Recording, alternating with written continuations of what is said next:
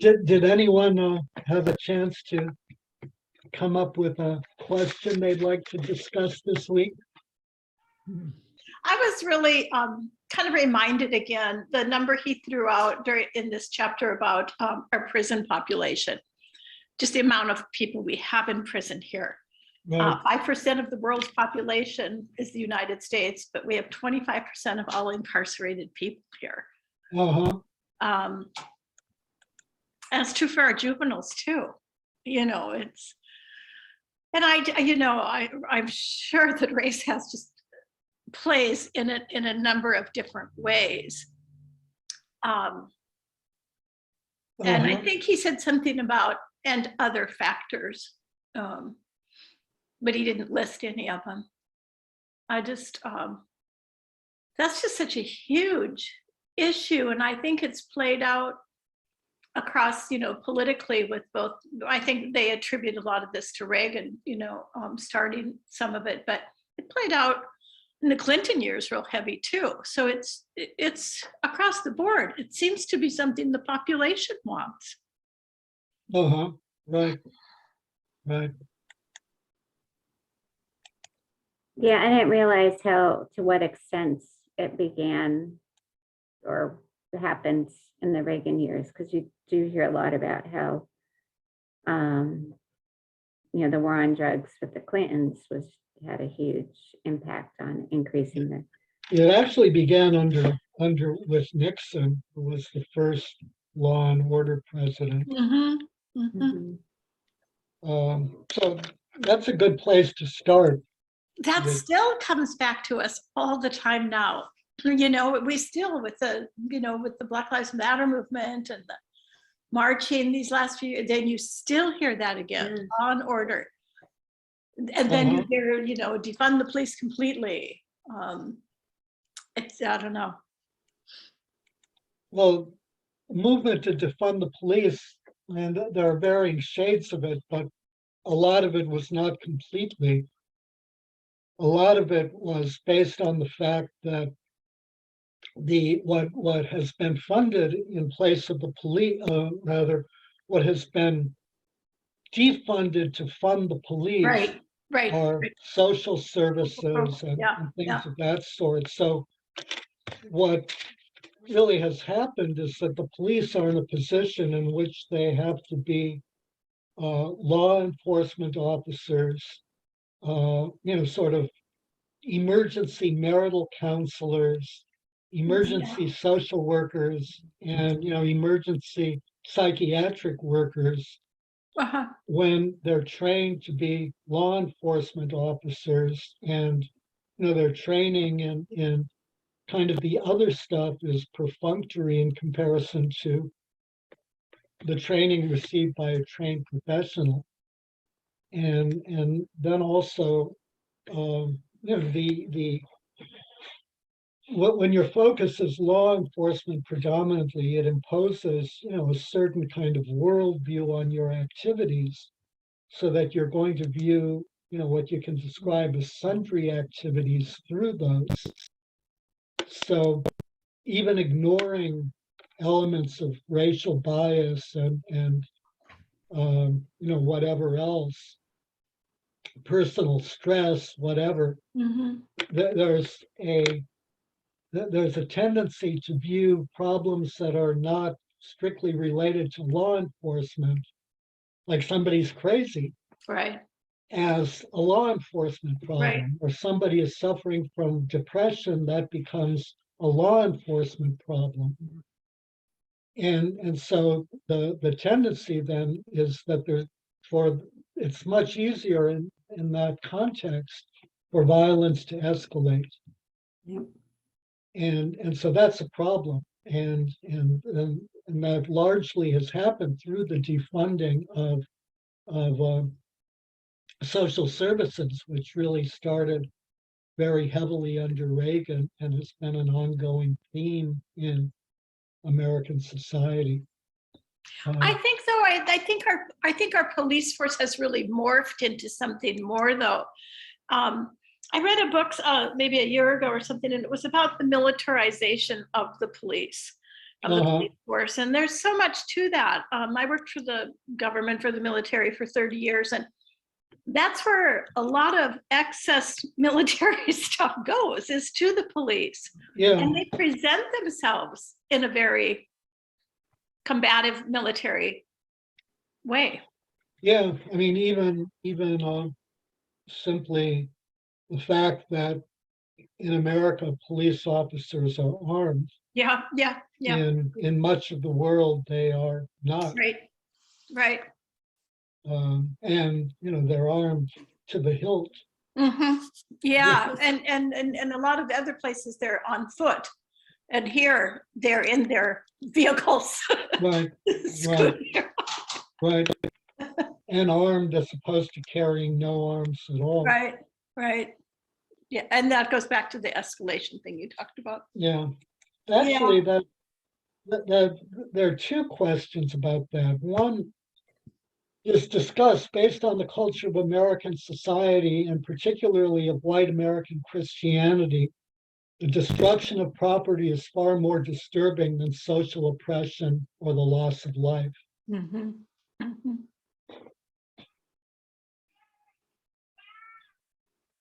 So what does everyone think about that? Is that true? I think so. Oh, I mean, absolutely. as a general rule. I think so. Yeah. So Christians who pretend that they believe in the right to life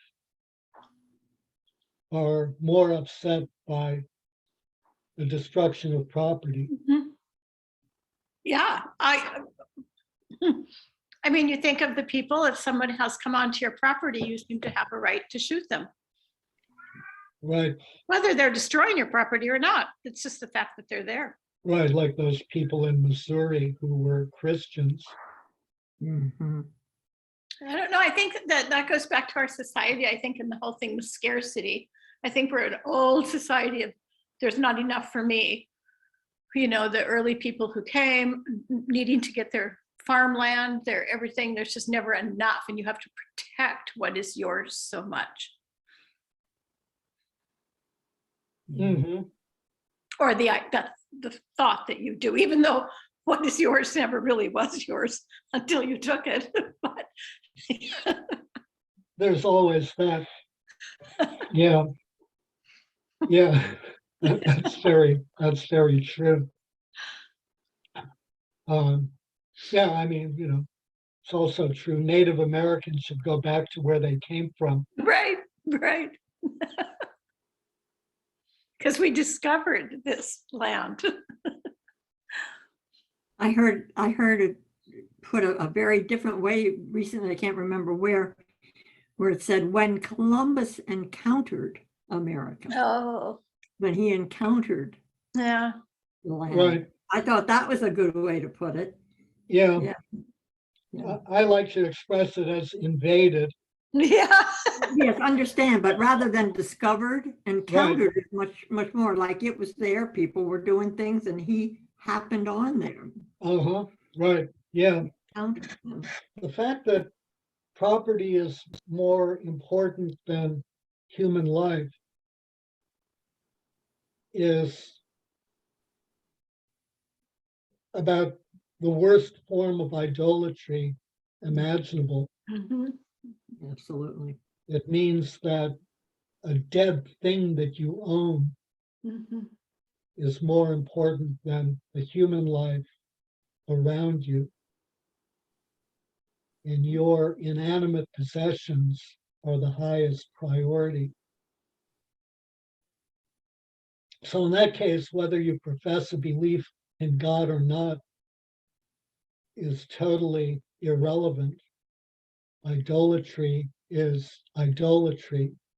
Idolatry is a mortal sin. Definitely.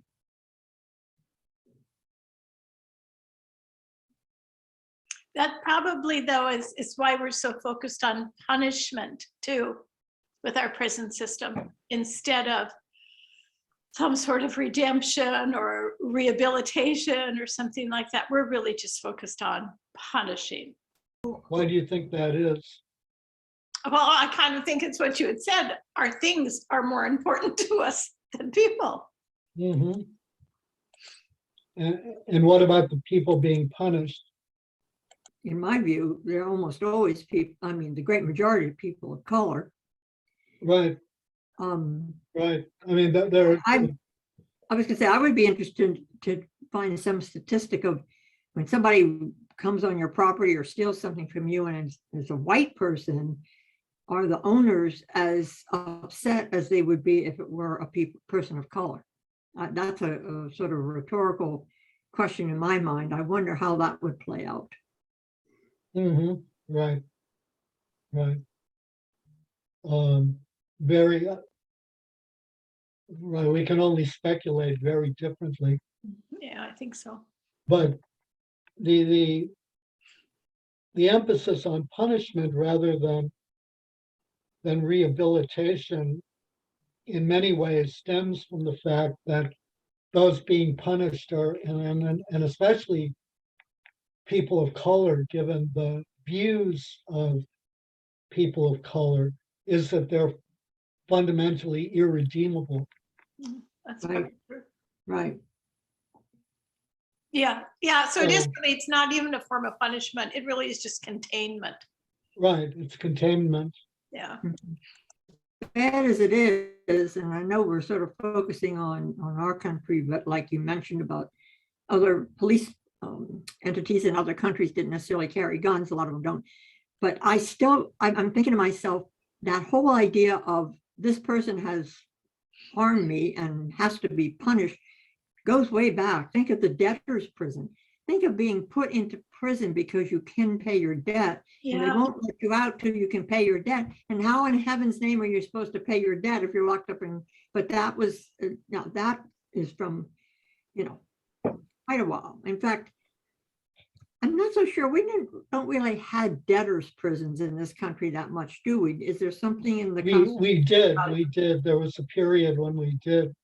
Yeah. I mean, they've gone. I mean, I think they went sort of out of practice in the neighbor, or became much less prevalent in like 1890s, 1900s, 1910s, but they did exist.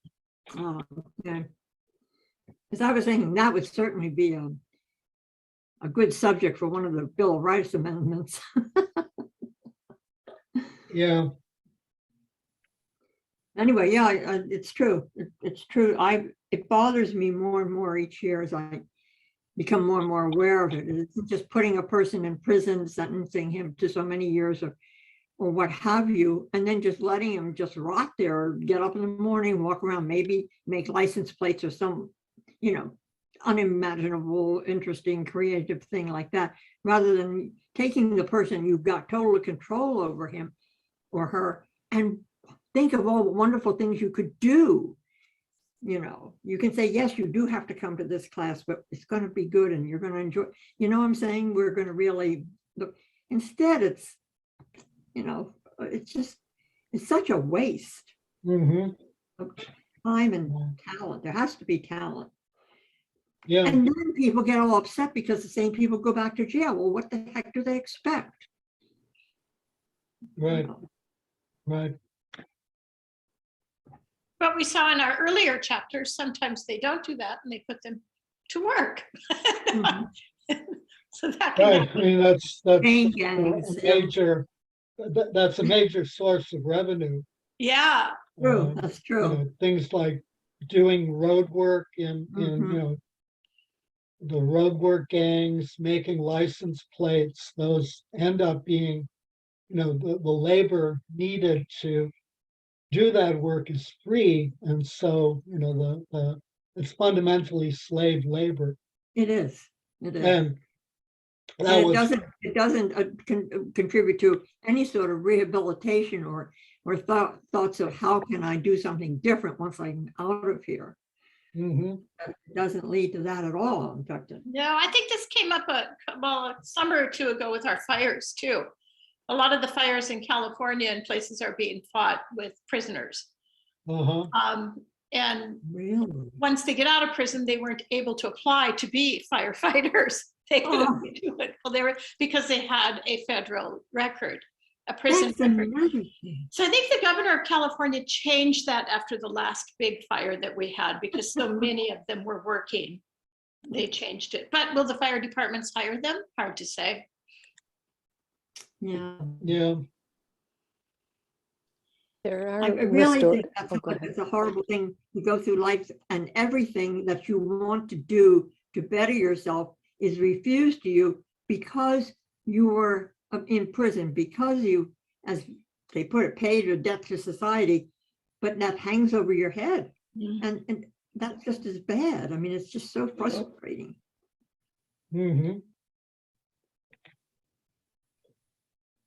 There are restorative justice programs. There's several different groups. I don't know if you've heard about that, but there's a Black Prisoners Caucus, which is a group. It's actually in Washington, and they actually teach each other. They've formed like educational programs within that. They've been self-made. It's pretty amazing and really exciting, but also like you can see such a transformation between, both emotionally and, for many healing reasons. But they, like, say, for example, if one guy is, was good in math, like that he would do like a math class, but they were doing there's a film called Since I've Been Down.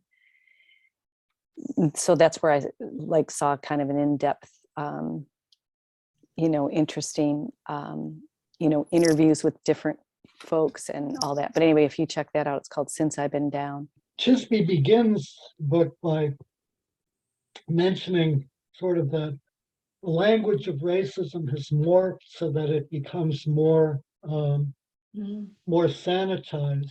and colorblind. So our next question is, discuss the meaning of "I don't see color," a phrase often used to indicate a renunciation of racism. I've heard it, I don't know how many times. I don't see color. I think that's a put down to people of color just as much as anything else. I suppose it's supposed to mean that the person saying it accepts everyone, et cetera. But to say I don't see color is not, in my view, the way to express that. I would say, I see your color, that you are a person of color. And, I'd like to invite you, or I'd like to include you, or I'd like to hear from you, or whatever. Recognize the whole person.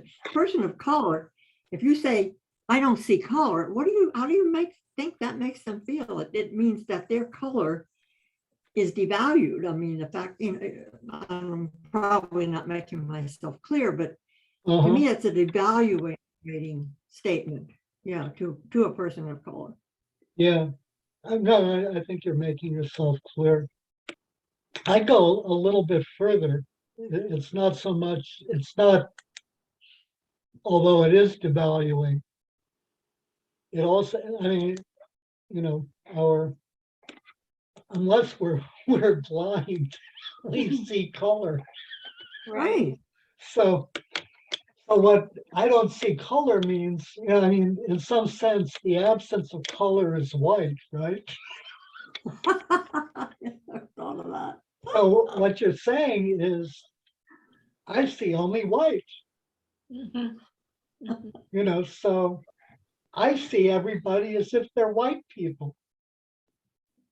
That's insulting. That's insulting to anybody who's not white. Yes. Which I'm sure for the person saying it makes it a compliment. Like, you've been promoted. Yeah, right.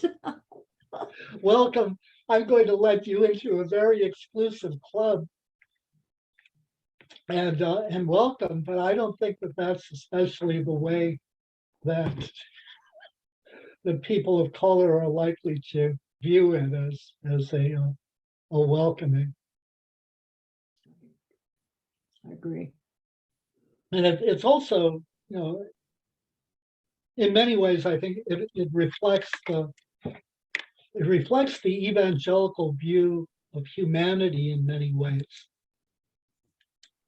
You know, in some sense, the evangelical view is that we're called to save souls. And we do that really in one particular way. We do it by going out and witnessing. And what is witnessing? Witnessing means you go and tell somebody about Jesus, which, you know, if you kind of look at it, is a fundamentally pointless and meaningless activity, because who wants to hear what somebody has to say about Jesus? So the point is that there's one particular skill that's needed to evangelize the world, and that's telling everybody about Jesus. So in that sense, as Christians, we're all the same.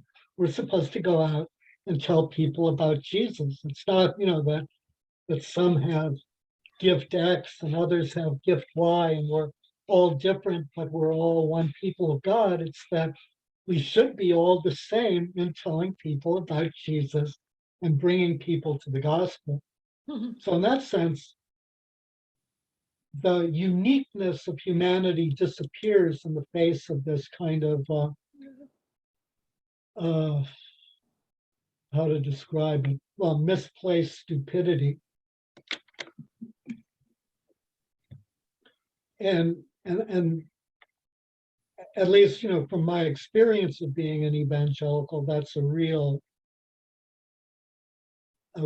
strong, I mean, that's constantly present. Diversity is frowned upon. Intellectualism is frowned upon.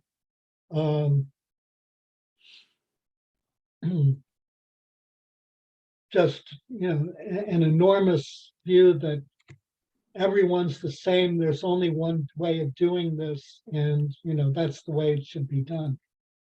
So I don't see color as far from being, you know, sort of a renunciation of racism, is an insistence upon racism. And it's a denial of who people are. And it's a refusal of seeing the way in which God has uniquely made each individual in his image. So it's not only a denial of who people are, it's a denial of the power of God as creator. So if we look at it, it's completely outrageous and thoroughly racist. When I think of the people I know that say that, I think it's probably true they don't, because they surround themselves with white people. They live in very white areas and they only do things with other white people. So I think they really don't see color. Well, no, they don't. But the problem is that when they do, I don't see that. it's not, you know, going to be a positive experience. Oh, heavens no, it's, what is that doing here? Yeah. Yeah. I mean, that's, you know, where you kind of get together the boys and try to sort of hunt them down because they don't belong in this neighborhood. Right. Yeah. I was sort of thinking the expression was more like they didn't see that there was a problem. That they're like you're saying, they're denying it, I guess, basically, but also that they don't think that there's a big deal, you know, but obviously there is, but they're kind of like putting it under the rug kind of thing. Right. That's I mean, that's true. Is that what am I wrong? I'm not sure if maybe I'm saying the same thing. No, I mean, that is putting it under the rug, but it's also, you know, in many ways, it's pernicious.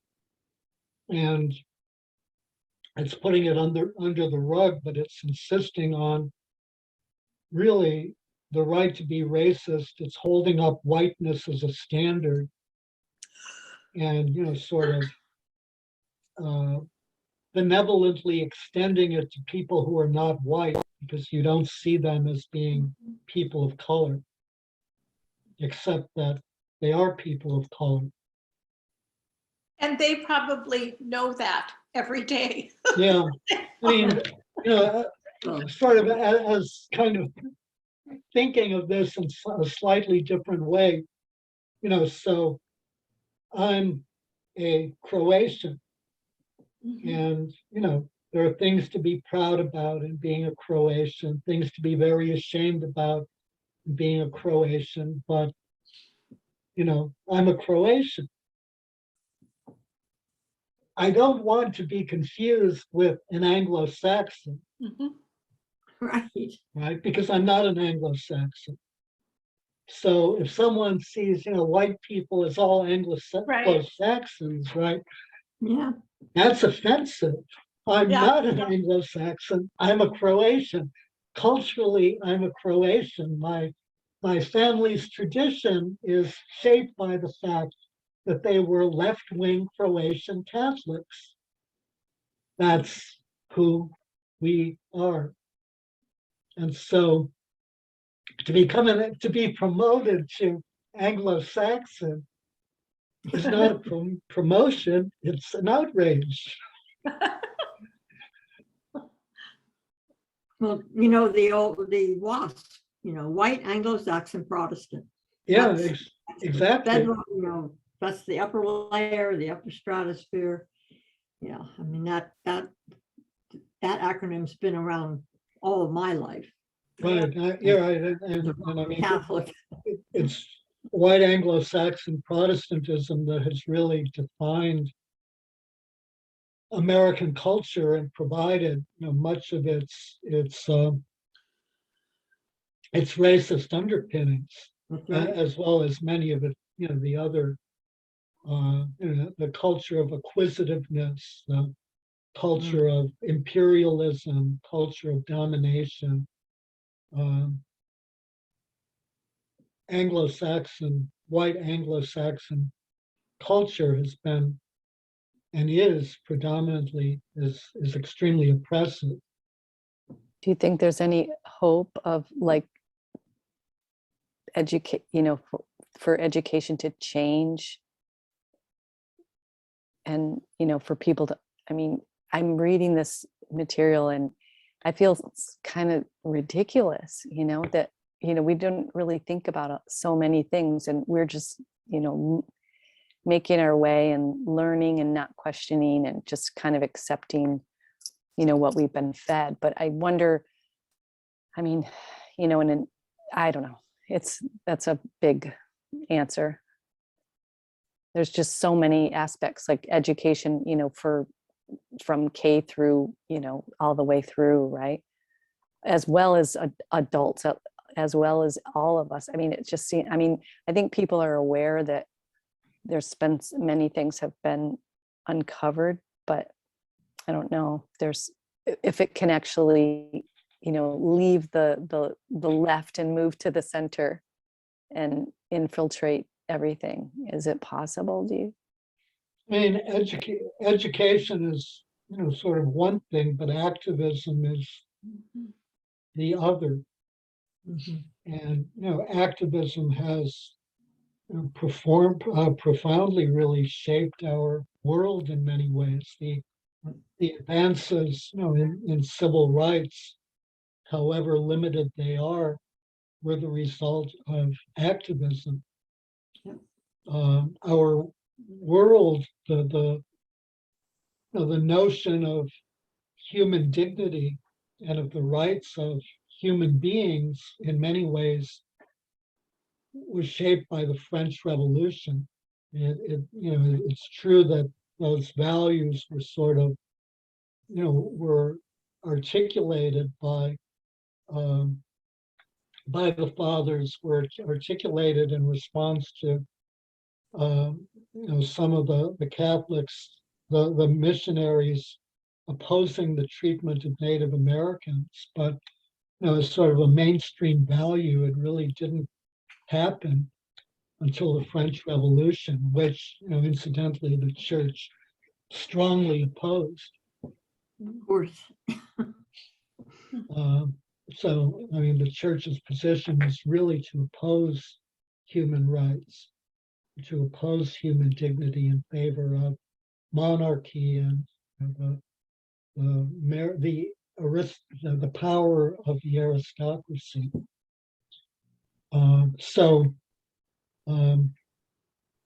And in many ways, the Bolshevik Revolution also brought a significant changes to human history, a very different concept of what human freedom was. It moved away from individual liberties to the material condition of people. And that in turn was reflected in New Deal liberalism, which was really an appropriation of what the Communist Party of the United States called its program minimum.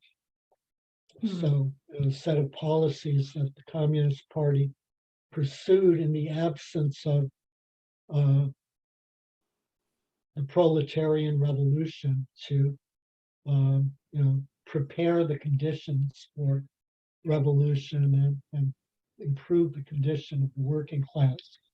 So that was appropriated by the New Deal by Roosevelt in order to prevent revolution, which it was very successful at doing. But nevertheless, that is sort of the basis of modern social movements in many ways, and a continuation of the New Deal and the extension of the New Deal, the extension of sort of liberal social programs. And that's very much what conservative Christians are very sharply attacking. So activism has enormous power to change society, although activism is also always resisted. And so we see that with in fact, this chapter that we're reading now is really about the resistance to the civil rights movement. Right. Some of this conversation makes me think, how can things not change in our nation with the change of our population? Some of it, the WASP idea, when I don't even know if there's a specific period, but for a long while when immigrants came, they wanted to assimilate. My mom's family is from Italy, and only one generation knows how to speak Italian because you were not allowed to speak it. You were American.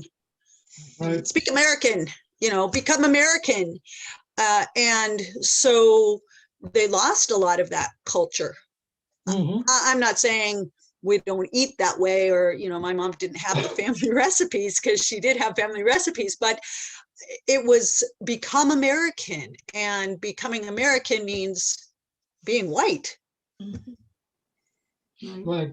But as our population changes and that majority becomes a minority, how can our nation not change? Because being American has changed. Right. That is what is scaring the pants off so many people. Yeah. That is what Right. it is. That's what drives this sort of theme and underground river of racism that people are so ready to deny. I go to a lady who cuts my hair, and she always says to me, we don't really have systemic racism here, do we? And I'm like, but she just cannot see it, because if she would acknowledge it, she'd have to say why. And it's because I'm afraid I'm going to be the minority, and I don't want to be the minority. That is what you're bringing up is exactly, I think, one of the real stumbling blocks to this whole thing. Our Right. nation has to become much more of a fruit salad and less of a melting pot. Yes, indeed. Yes, indeed. We have to But continue to have that diversity and celebrate that diversity. I was happy to hear about Indigenous Day versus Columbus Day. Mhm. But I think, The problem is that, that fear of um, America becoming a nation with a minority white population is far stronger in the church than outside of the church. Yeah, I think Most of, sort of Pat Robertson, for example, who, Oh, okay. if anyone doesn't know who he is, he's like a noted evangelical preacher, and I think he was like the founder of one of those horrible networks and in Yeah. Christian television networks. Yeah, down in Virginia, my son lives not far from us. Going toward Norfolk in there. Yeah. So he wrote a Have their book headquarters. about the danger to American culture if America becomes a minority white nation. And there's this fear that they're going to overrun us, and so a large part of that, is the impetus behind emphasizing the so-called crisis of our southern borders, right. trying to stop the flow of immigrants, and um, the putting of people in cages, and the separation of families, and all of those sorts of things that are, I mean, what can you say about them? They're a gross violation of human rights. So, I mean, that's a really powerful motivator in evangelical Christianity, in white evangelical Christianity, that they're going to outnumber us. And, once they do, um, So do you think because there's a movement in the Catholic Church with more minorities, I'm thinking of Latino Catholics, do you think that it's less prevalent, Catholic versus Protestant? well, I wouldn't say that at all. I mean, first of all, I wouldn't say Catholic versus Protestant because, all Protestantism is not evangelical. The Oh, sure. Yeah. mainline denominations are, like Lutheranism, and even Calvinism would, or much of Calvinism would not particularly agree. And Catholicism is very mixed because of the rise of conservative Catholicism, which is very right wing, to put it mildly. and I think as long as you have things like gerrymandering and the Electoral College, which does not provide for equal representation, I think the white minority is going to continue to be in power politically just because they can. Right. There's Right. a story on NPR today about a district in Georgia actively and vocally saying that they have to redraw the lines because they lost the last election and their voices are not being heard. Right. It's Right. ludicrous and incredibly frustrating. Right. So the Senate is always going to be problematic because there's unequal representation that's skewed toward predominantly small and often rural states. Right. And within a state, the same thing is true. Is that senates are always sort of based on some fixed formula. Right. And as long as they have the majority in their Congresses, they're going to be able to redraw their maps, and the Supreme Court is going to let them do it based Right, on. which leads to the next question. What are the implications of Billy Graham, who had never previously endorsed a presidential candidate, endorsing Richard Nixon for president? What are the implications of Christians and Catholics endorsing Donald Trump for president as God's candidate? Yeah. It was scary and stomach turning at the same time to see those bishops sitting around that table with Trump, kowtowing to him. And oh my God, it was, I just could not believe that that happened. Dolan and the rest of them. All because he promised to put anti-abortion justices on the court. Not pro-life. They didn't even say pro-life. It's always anti-abortion. Right. Well, it is pro-life because life begins at the instant of conception and ends at the instant of birth. Yes, that's their pro-life. Yeah. Pro-life to me is everything all the way through. Right. Well, they lock everybody up, right? And don't care about it. Yeah. What that's Right. The death penalty. So what are the, I guess there are a lot of implications. What are the moral implications?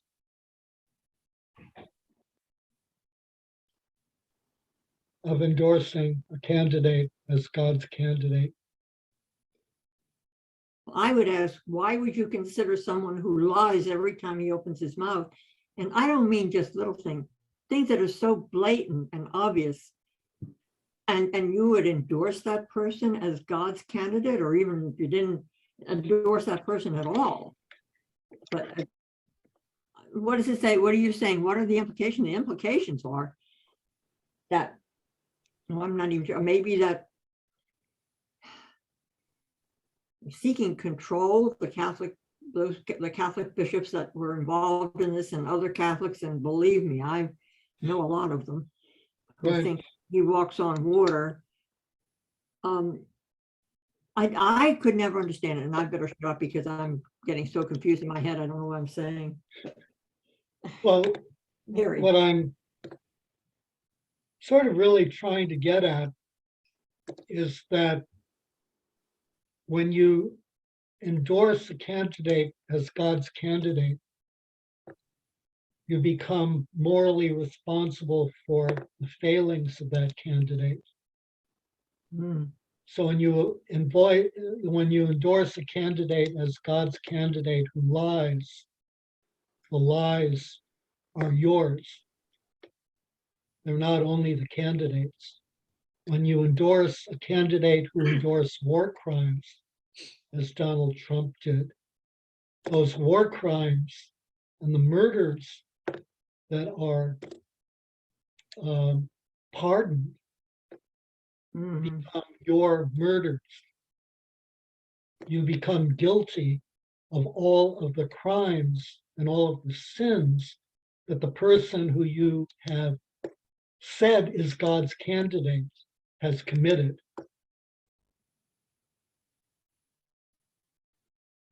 So, a basic problem kind of here, with is that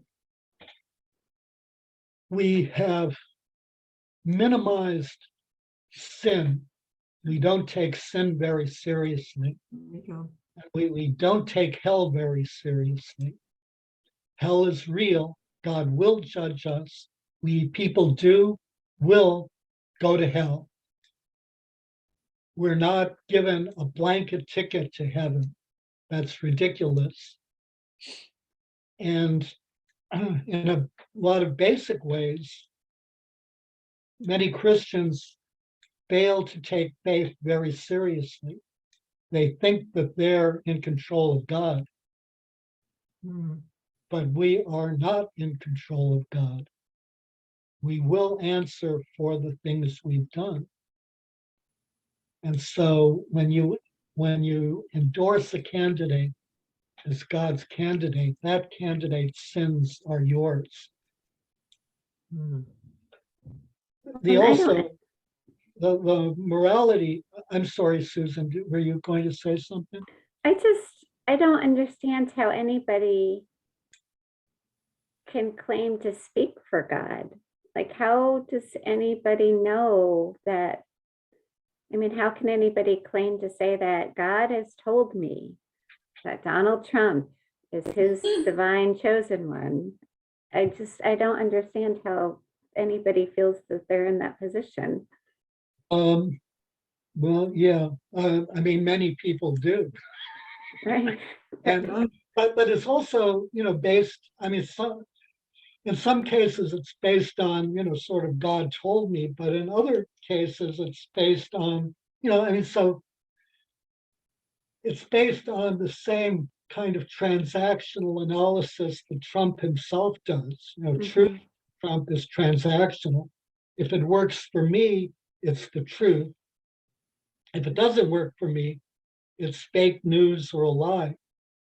And so a related problem, in Christianity is that Christian morality similarly tends to be transactional, and it tends to be based on the end justifies the means. I think that's. And Yeah. so if I can get what I want, so if we can end abortion, then that's good. And anything that can be done to end abortion does that. The problem is that Jesus, and so, well, I don't want to go into it in great detail. But the problem is that Jesus doesn't call us to adopt an end justifies the means morality. Because the end justifies the means is the morality of the world.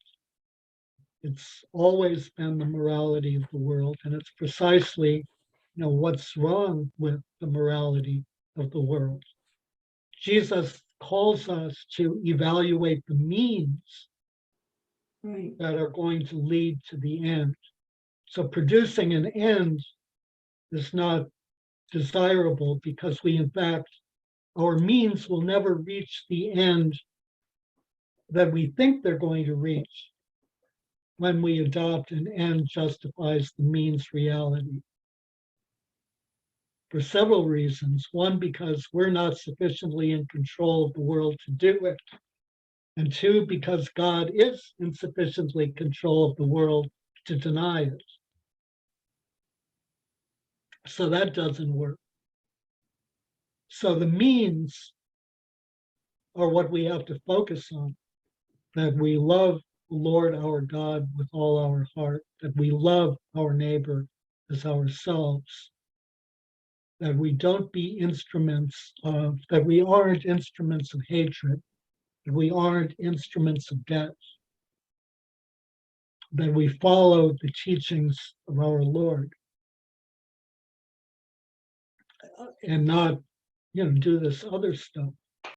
So I found it interesting when Jerry Falwell claims that capitalism was the only Christian form of commerce. Right. And contended that a free enterprise system liberated from government constraints would lift Black people out of poverty.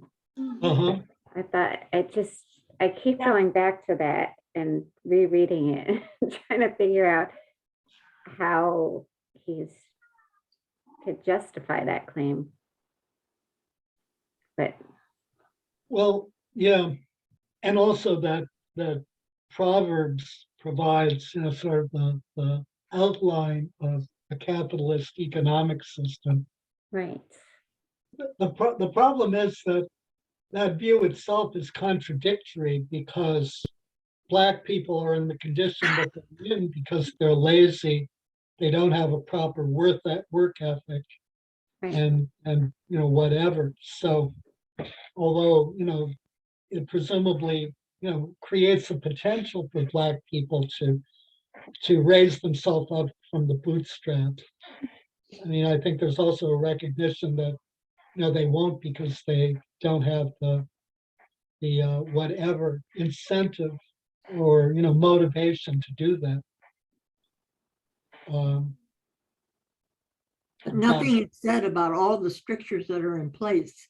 And the whole idea that somebody needs to be lifted up indicates, just as you said, that they have no will or ability to take advantage of opportunities. They have to be lifted up. It's so patronizing. It's so counterproductive. It's right. And it also ignores the many scriptures that warn against excessive attachment to wealth. It ignores the Bible's excessive treatment about idolatry. We can view idolatry as a rule, like you should love the Lord your God and not love idols or whatever. But it's a rule, not because it's a rule. There's a practical reason that it's a rule. That the essence of idolatry is that you attach to an inanimate thing the power to control you. And so the irony is that inanimate thing, which itself is powerless, lifeless, and dead, assumes control and dominates an individual made in the image of God. And so idolatry transforms that living person into a dead person who's still breathing and living. And that's the danger of idolatry. And you, in fact, see it all the time. That is, exactly what happens when people develop a love of money.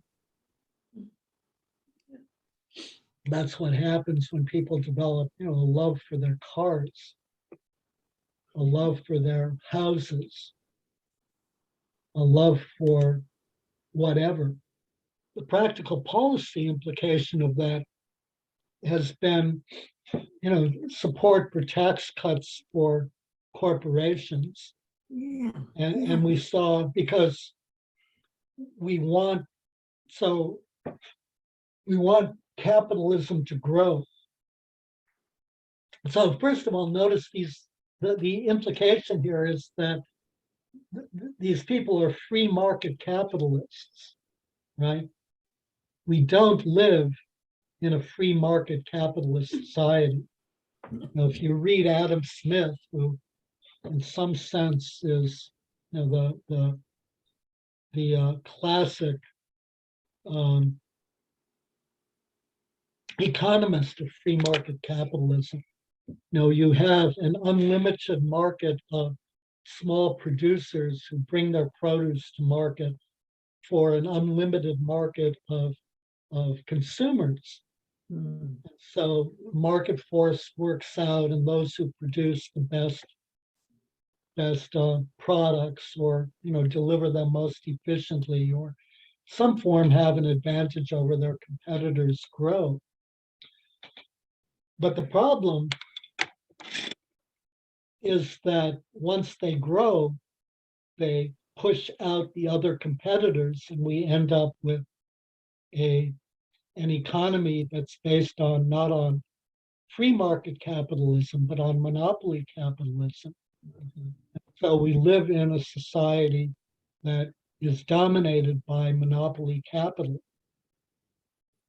It doesn't have at all the same dynamics of free market capitalism. And in that sense, if we read Capital by Marx, we can see a fairly accurate depiction of the way in which free market capitalism morphs into monopoly capitalism and what that means.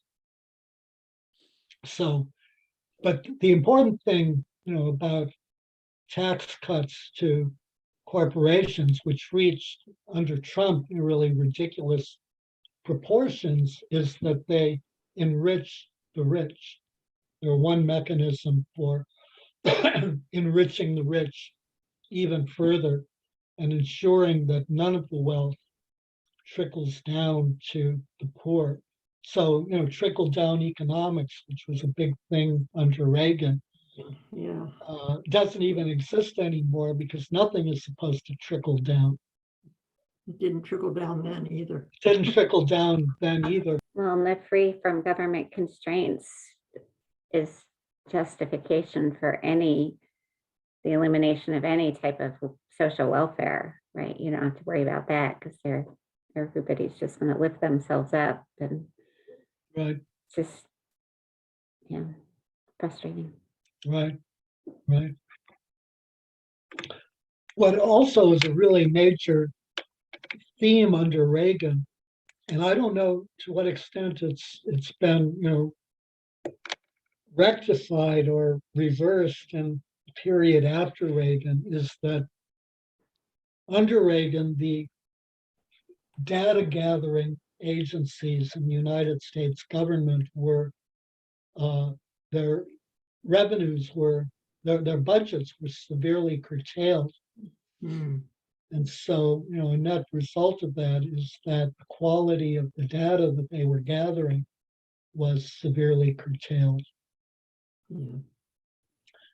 And so obviously, the knowledge of what's happening depends on data. And without good data, what's happening is effectively shielded from you. I'm interested in the first part of your question here about the implications of Billy Graham endorsing Nixon. He had never endorsed anyone before. And to my mind, the implications are that the whole right wing, so to speak, was becoming a religious right wing, like he talks about in here, about that, and that Graham just either led it or followed it, followed the sense that this was happening. And the moral majority, that was one of the Pat Robertson or Jerry Falwell type people. The moral majority. Right. Yeah. Yeah. It's almost like they want a theocracy here instead of the democracy that we're trying to hold on to. Right. Yeah.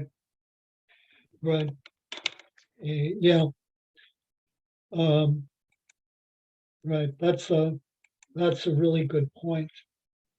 I'll kind of paste a question into the chat window, but this is really related to only the last part of it. So the theocracy point is a really good one. And I think that that's sort of very true.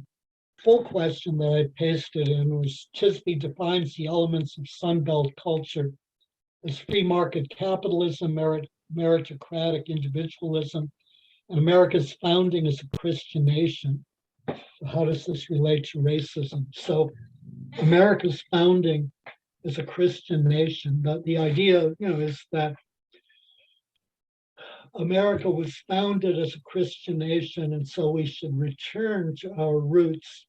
We should, because of liberalism, because of secularism, because of secular culture, we've drifted away from God. We've drifted away from being a Christian nation. And so now we should return to being a Christian nation. So that, really is a theocratic view.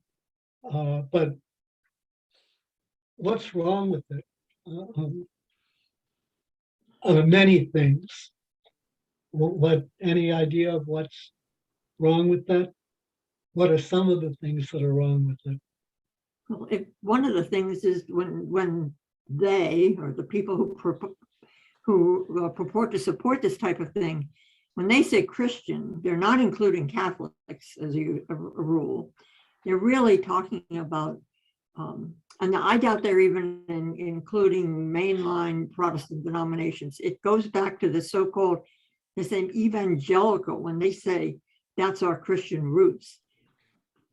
And I would really dispute that. There were, of course, Christian people who came and settled in this land, but our government bent over backwards to not be connected to a particular, well, not back, we did say in God we trust, but not a particular way of viewing God and so forth.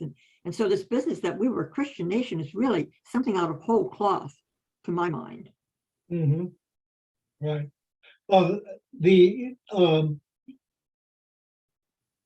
over the last, I don't know, 20 years, evangelical so-called historians, I'm not going to call them historians, have devoted a great deal of attention to the study of the founding fathers to show that, they were Christians who established America on the basis of Christian principles. They've gone to, a great deal, they've begun pilgrim studies to study the pilgrims and, their very godly foundation and whatnot. Their studies are based on the basic fact that if you begin with a fixed point of doctrine and then ransack the evidence to find proof of it, you can prove anything. So, this is scholarship that's completely lacking in integrity, completely lacking in any sense of truth, completely lacking in any sort of sense of morality. This is like a complete whitewashing of history.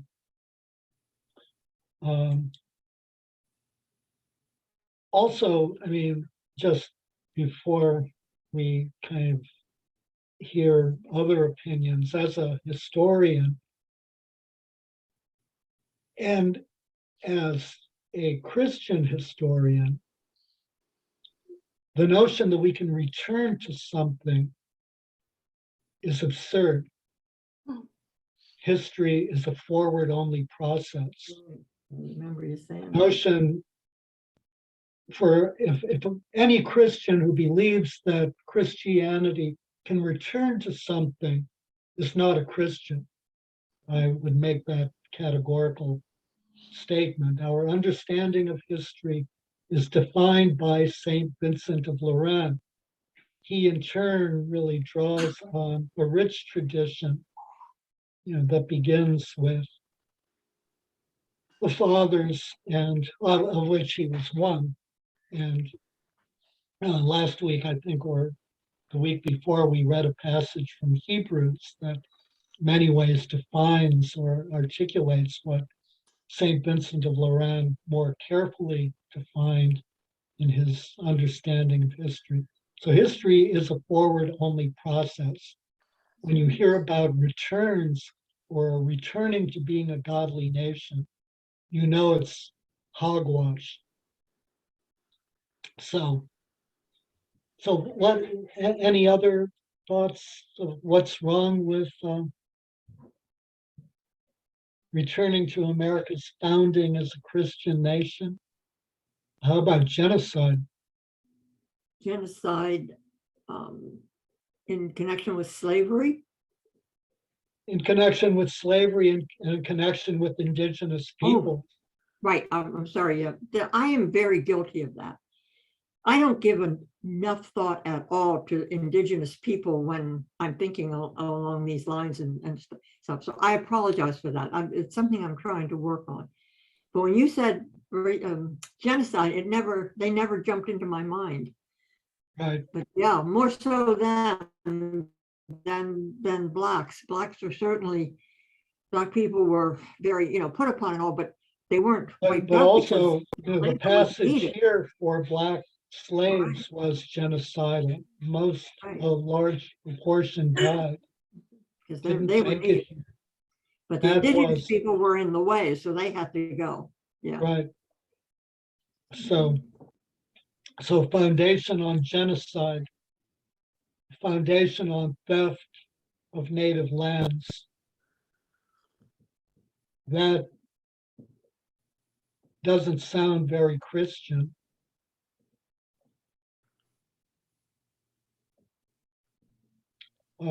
For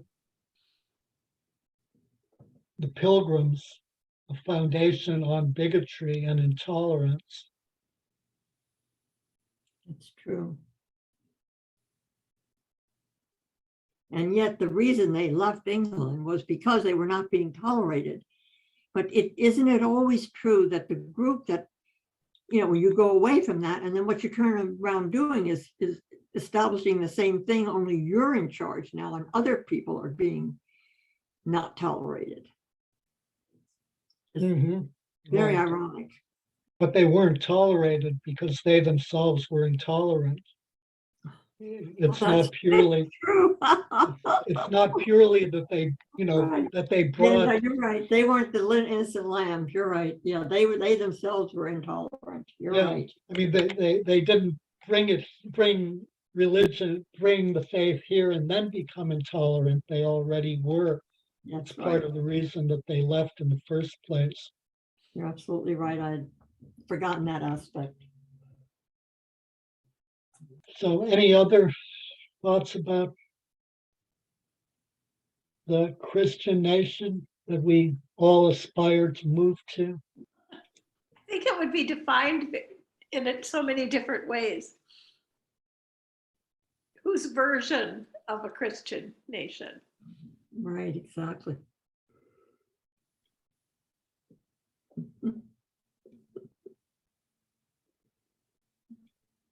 It seems best not to aspire to be a Christian nation. I'm with that. Uh, Yeah. And, in many ways, the sad fact is that often, and very often, secular society is much more moral than Christianity. Secular society values the right to life much more than Christianity. That in secular society values human dignity often much more than Christianity. And yet secular society is attacked for violating the principles of Christianity. Well, if the principles of Christianity are autocratic rule and put down of certain classes of people, and I don't want a Christian nation, I'll tell you. And yet that is the way the church has unfortunately proceeded in so many ways ever since Constantine, this whole idea of uniting itself with the power structure. Right. Right. And thankfully, I mean, I think there are breakthroughs in the more recent centuries here, but it's not a given. It's not a given. No. I mean, the unification with the state has always had an enormous cost for Christianity.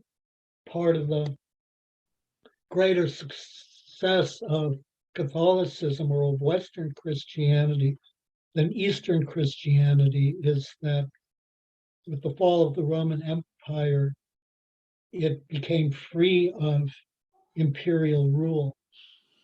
And so Catholicism was able to develop without state interference, which wasn't true of Greek Orthodoxy, and has left it as a relatively much smaller numerically religion. And today we see in Russia the Russian Orthodox Church very, very closely allied with with state power and very, very much compromised and corrupted by it. The Russian Orthodox Church is fundamentally a force for evil. There's very little good that can be said of it. It's returned to its imperial Russian roots. But we're out of time, and this has been a rather depressing chapter in Yeah, a series of especially depressing. because we lived through a lot of it, it's Yeah. Yeah, and we've lived through a lot of it, and it's hearsay. hasn't been a very pleasant period to live through. Not from this point of view, that's for sure. So next week we'll have we'll do chapter 10. We won't meet the following week since it's Holy Thursday. Oh, that's right. Then we'll meet for our last class. We'll do, I think, chapter 11 and 12. Chapter 12 is like very, very short, just 2 or 3 pages. And that will be our final class.